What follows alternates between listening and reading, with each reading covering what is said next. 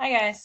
This is instead of doing a video that was already pre-made, I'm going to go ahead and review stuff from the chapter. So let's get started on baptism. All right. So we know that baptism is our rebirth in water and spirit. It's necessary for our salvation. However, if a person doesn't know about Jesus, doesn't know about baptism, of course God's going to have mercy on them because if nobody's taught them, then how are they supposed to know that they need this? So we know that in baptism, our original sin and personal sin is taken away, especially the original sin part if you're a baby. Now, if you're an older adult, then of course you're going to have original sin and personal sin to have taken away. The plunging into water symbolizes that we could die to sin and rise to new life in Christ, because now we belong to Christ and we are called Christians because of that. All right.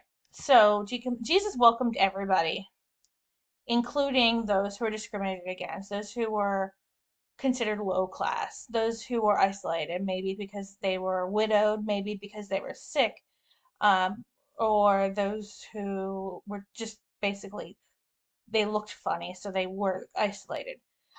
Tax collectors, because they were not popular people, lepers, women, and all those who actually need some sort of healing. Jesus tells his apostles to hold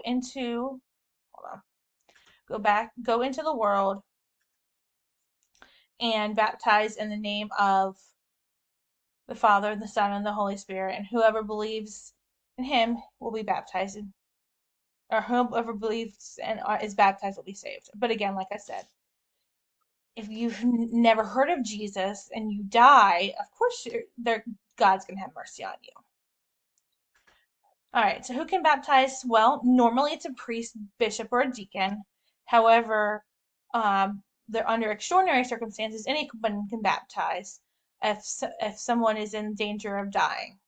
And this is imminent danger. Like we are going to all die one day, but we're not. Most of us are not imminently in danger of dying. So all you need is water to pour over the head and say, "I baptize you in the name of the Father and the Son and the Holy Spirit." This does not mean you should go around baptizing people. It doesn't work that way.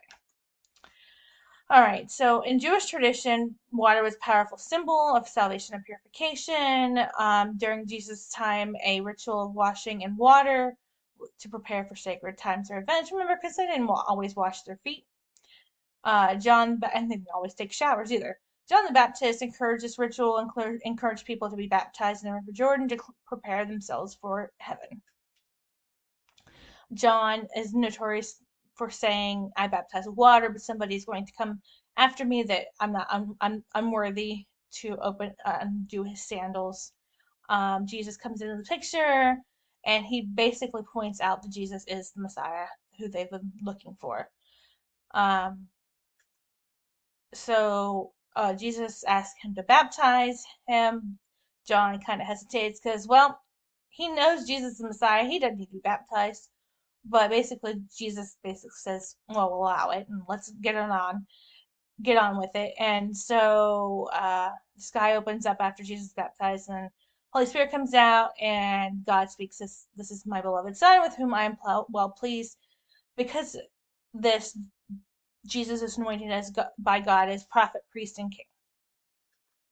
All right, so when we're baptized, we are part of the priesthood of the faithful, where we participate in liturgy and prayer and offering our lives to God. We don't become a priest in baptism. That isn't how this works. Again, not everybody's baptized as a baby. Baptism is the front door for all the sacraments. You have to be baptized before you can receive any of the other sacraments. In fact, if you decide you're going to get married in the Catholic Church and you have not been baptized, you will not be able to get married in the Catholic Church.